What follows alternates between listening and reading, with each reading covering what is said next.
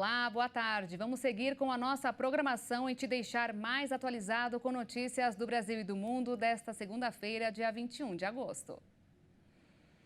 Vamos começar essa edição com a notificação da 123 Milhas pelo Procon de São Paulo, que pediu maiores esclarecimentos sobre a suspensão das passagens de avião da linha promocional marcadas para o período de setembro a dezembro deste ano. A notícia da última sexta-feira da maior agência online de passagens aéreas do Brasil pegou muita gente de surpresa. Quem pagou simplesmente não vai embarcar. A 123 informou que o problema é a alta demanda do mercado. Resumindo, tem gente que aceita pagar mais. A empresa propõe que os clientes que ainda não receberam peguem os bilhetes de volta com correção monetária. Mas, segundo o Código de Defesa do Consumidor, a escolha sobre como a situação será resolvida sempre será de quem está se sentindo lesado.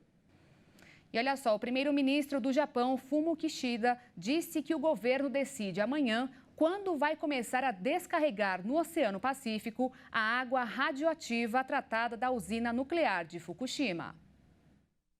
No mês passado, o plano de despejar a água tratada da usina ultrapassou o último obstáculo regulatório, com a aprovação do órgão regulador nuclear das Nações Unidas.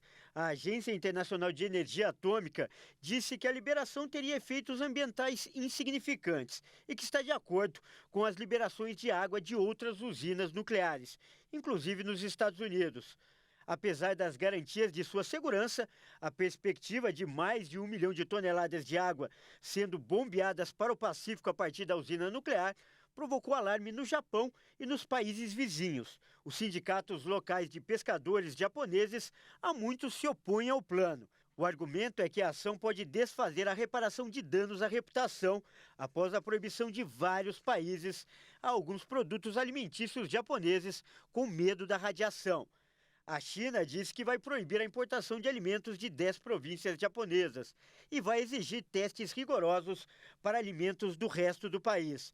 Já na Coreia do Sul, os pescadores dizem que seus meios de subsistência estão em risco e os residentes estocam alimentos por medo de contaminação.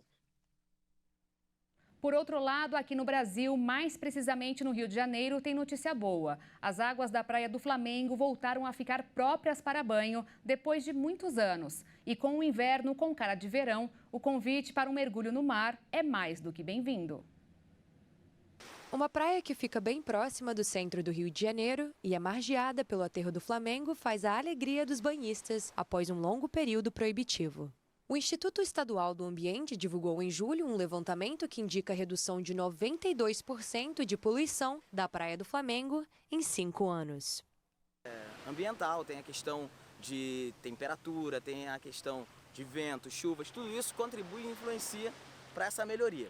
Temos também, por exemplo, nesse ponto específico, a gente tinha o Rio Carioca que desaguava aqui e com algumas intervenções das concessionárias, ele acabou sendo desviado para o interceptor oceânico.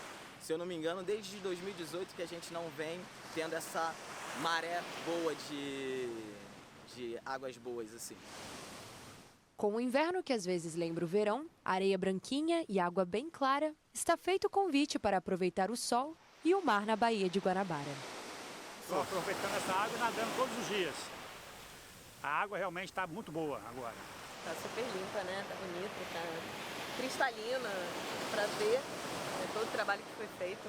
Muito feliz. Tem mais de um mês que a água está muito própria, ficou parecendo o Caribe aqui, né? Aí tanto é que é o apelido de Caribrejo, que é o Caribe no brejo, que antigamente o apelido era brejo pela sujeira da água, por tudinho. Ela está imprópria sempre, mas ficou excelente. Agora mudou completamente. As pessoas, inclusive, que vêm, porque as pessoas vêm com os filhos, vêm com tudo.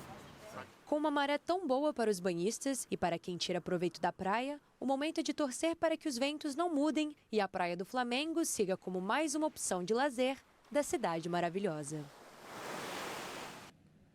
E agora está valendo. Foi publicado no Diário Oficial da União de hoje a redução do teto de juro do empréstimo consignado do INSS. Para operações com cartão de pagamento, a taxa caiu para 1,91%. Se for no cartão de crédito, 2,83%.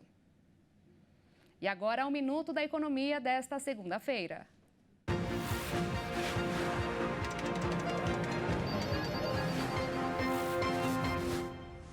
A maioria das pessoas acha que é muito simples definir a composição de uma cesta básica sem cobrança de impostos como IPI e PIS/COFINS, com a consequente redução de preços para o consumidor.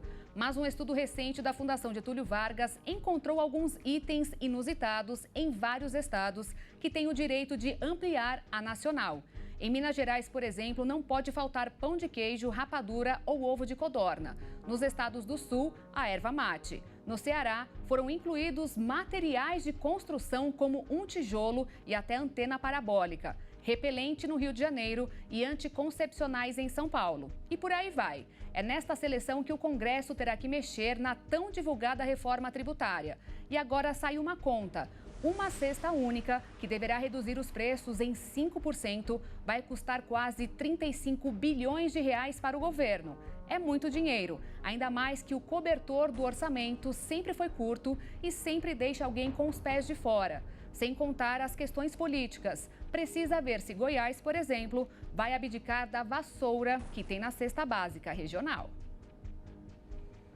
Se você mora na cidade de São Paulo, pode ter percebido que em algumas regiões, como nas avenidas Pompeia e Doutor Arnaldo, na zona oeste da capital, as vias estão com placas escrito semáforo em modernização. Uma modernização que tem como objetivo reduzir os congestionamentos, assim como para reduzir e agilizar o reparo de eventuais panes nos aparelhos de sinalização de trânsito. Segundo a Agência Reguladora de Serviços Públicos do município de São Paulo, os semáforos de todos os 2.586 cruzamentos do mini anel viário, que é a zona do rodízio municipal de veículos, serão trocados por novos nos próximos 3 anos e poderão ser identificados por uma faixa amarela na borda da respectiva caixa de luzes. Atualmente, são 16 semáforos modernizados em operação, 111 em execução e 113 em fase final de projeto.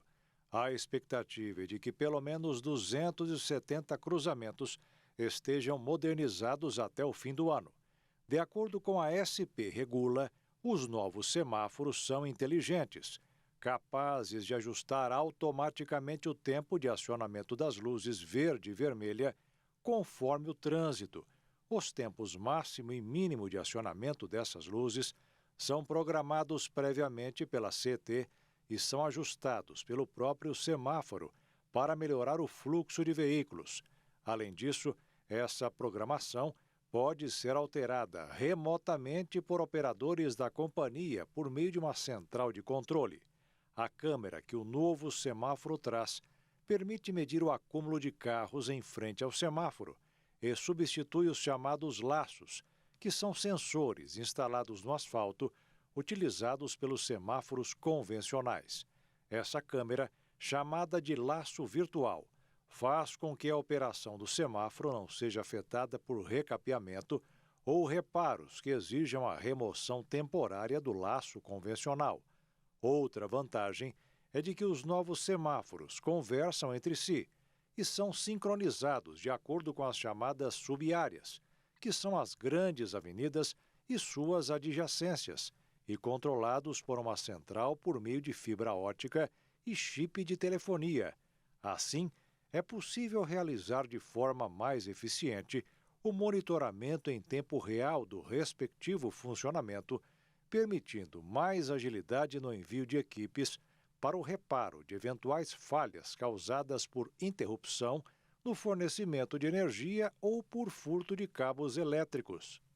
Porém, esses aparelhos não trazem a tecnologia adaptativa, mas parte deles traz funcionalidades como acesso remoto. Como são semáforos novos, também são menos propensos a panes, com risco de falhas diárias de apenas 0,3%. Sem a modernização, é de 2%. E para a gente encerrar essa edição, você vai conferir agora um fenômeno raro que coloriu o céu da cidade de Santa Bárbara, no oeste da Califórnia, Estados Unidos, como uma forma de um alento em meio aos transtornos de uma tempestade tropical na região. Um momento de beleza rara em meio à tensão da tempestade tropical Hillary na Califórnia. 2. Isso mesmo, 2 arco-íris tomaram o céu de Santa Bárbara, no sul do estado americano. A magia do arco-íris é fruto de um fenômeno óptico e meteorológico que ocorre quando a chuva é seguida de iluminação solar. E eu fico por aqui, mais notícias daqui a pouquinho às 6h30 com a Maria Alice Dias e a Juliana Dariva. Às 10 da noite eu volto ao vivo ao lado de Alexandre Giaqueto no Jornal das 22 e espero por você. Obrigada pela companhia e uma excelente semana. Tchau.